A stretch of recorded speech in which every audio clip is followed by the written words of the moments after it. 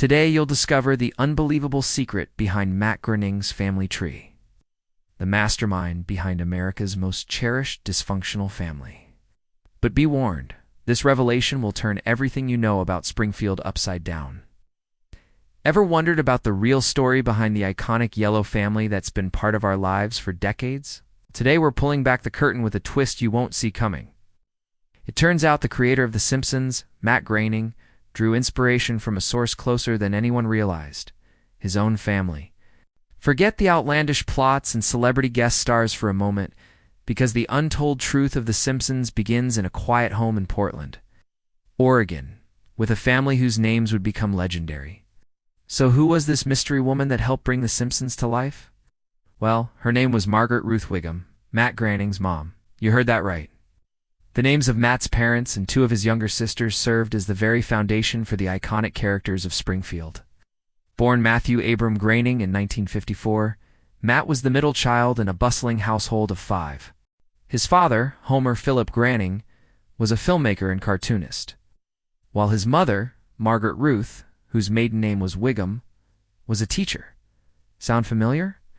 That's because these weren't just random names. Homer, Marge, Lisa, and Mag are the core of the Simpson family heir, all direct homages to Groening's real-life parents and younger sisters.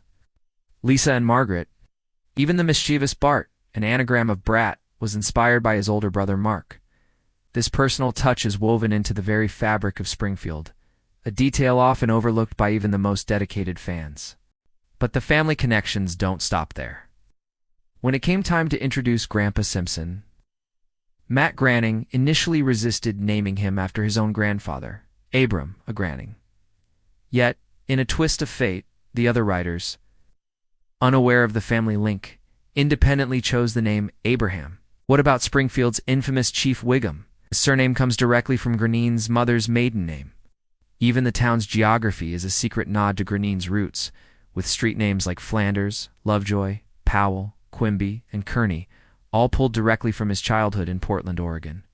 It paints a picture of a creator embedding his own world into the animated universe he built. This wasn't just a creative quirk. It was a way for Groening to infuse his characters with a sense of familiarity and depth. By drawing from his own life experiences, he created characters that, despite their cartoonish nature, feel surprisingly human, and were better inspiration than one's own family. It's a concept that seems almost too simple, yet so brilliant in its execution. But how did this small-town upbringing influence the creation of Springfield? You might be surprised to learn that Springfield itself is largely based on Portland, Oregon, the city where Groening spent his formative years. Sprawling tree-lined streets, the quirky residents, and the small-town feel of Springfield mirror the essence of Portland. Even the town's name was chosen partly because it's a common name in the United States. Groening wanted his town to be instantly recognizable and relatable to audiences across the country. But Springfield wouldn't be complete without its most famous landmark, the Springfield nuclear power plant. And here's where Groening's personal touch intertwines with a real-world event that shook the nation. The nuclear power plant was indirectly inspired by the 3 Mile Island accident of 1979. This incident, which occurred at a nuclear power plant in Pennsylvania, was one of the worst nuclear disasters in U.S. history. Groening, like many others, was concerned about the safety and potential risks of nuclear energy. And although Springfield's nuclear power plant didn't come directly from this event, it certainly played a role in shaping his vision of the town's main employer. Now let's dive into the fascinating backstory of Matt Groening himself. How did this gifted writer and cartoonist find his path to creating one of the most iconic families in television history? Born on February 15, 1954, in Portland, Oregon, Matthew Abram Groening grew up in a household that nurtured creativity and intellectual curiosity. His father, Homer Philip Groening, was a filmmaker and cartoonist, while his mother, Margaret Ruth Groening, was a teacher. This environment provided a fertile ground for young Matt to develop his interests in art and writing. After graduating from Riverdale High School in 1972, Groening attended Evergreen State College, a progressive private college in Olympia, Washington. Here he studied literature and wrote a thesis on the topic Man, the maker of monsters, analyzing horror films and comic books. During his time at Evergreen State College, Groening met his future wife, songwriter and performer Jill Winternitz. After graduating in 1976, Groening felt the pull to explore new horizons and decided to move to Los Angeles, a decision that would lay the foundation for his future success. Those early days in LA were marked by a series of, as Groening described them, lousy jobs. He worked as a gopher for a film producer, sold shoes door to door, and even found himself waiting tables. But through it all, his passion for writing never waned. During this period, Groening immersed himself in the burgeoning underground comic scene in Los Angeles. This was an era when alternative comics were gaining traction, moving away from the mainstream superhero narratives and exploring more mature and unconventional themes. Groening's unique style and offbeat sense of humor began to take shape in this environment.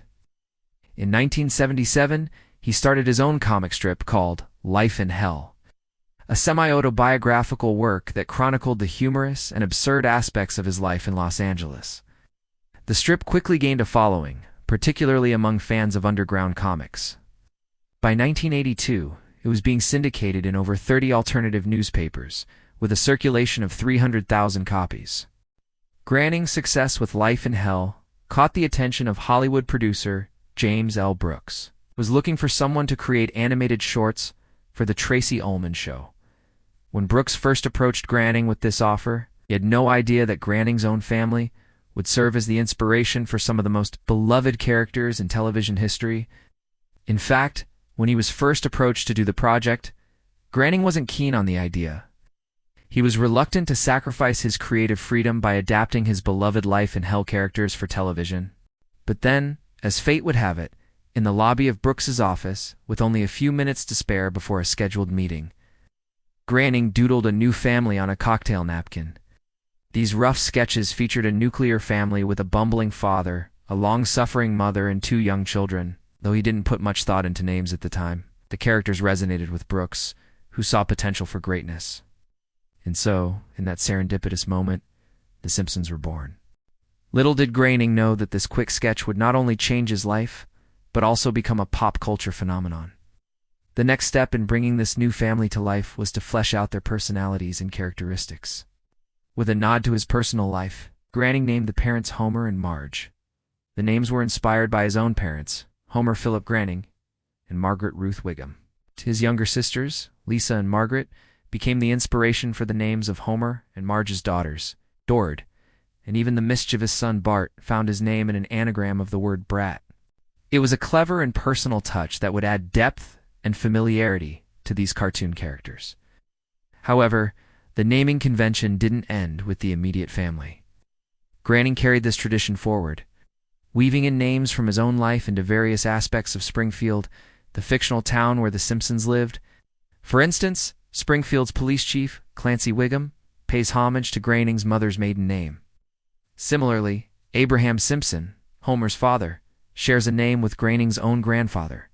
Even the town's streets bear witness to Groening's roots, with names like Flanders, Lovejoy, Powell, Quimby, and Kearney echoing the streets of his childhood in Portland, Oregon. It's a delightful Easter egg for those who know Groening's personal story, adding a layer of warmth and nostalgia to the series. So there you have it, the incredible story of Matt Groening and the secret influences that shaped The Simpsons.